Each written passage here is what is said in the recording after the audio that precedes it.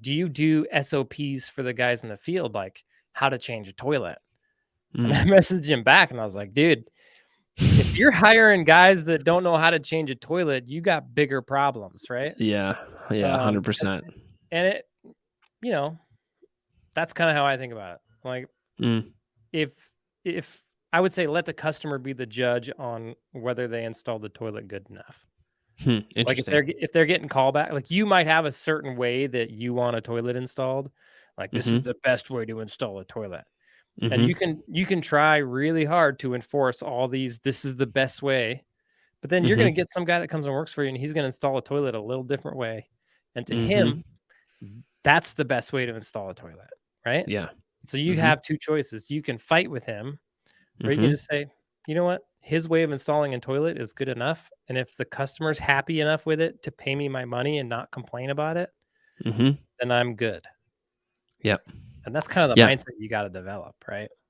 Yeah. And that's like a high trust culture that you can develop there too. And I think a lot of Yeah. guys appreciate that. Like I know that Oh like yeah. at my previous job we would load planes, right? Mm-hmm. And there's all sorts of ways to load a plane correctly. I mean Mm-hmm. there's regulations of course, but I learned pretty early on that everybody can do it different and achieve the same result. And so like I would come by and if I had to do like little quality things, I would make suggestions like, "Oh, you do it like this, you do it like this." But a lot of the times what I'd find is like guys would do it and I'd be like, "Oh, dang, I never thought about it that way. Like, huh, that's really cool that you did it that way." And then I could take something away. So I think Yeah. we need to have humility there too, to realize that like maybe the way you put in a toilet, you think it's the best until somebody comes along and then they open your mind to this little difference that you're like, oh, dang, Mm-hmm. that actually is like, it could be like 10% more efficient, maybe even less. But in your Right. mind, it's a big deal. You're like, oh, dang, I didn't think about that. Right. So, yeah. Yeah. And I think like in business, you should let the customer be the judge, right?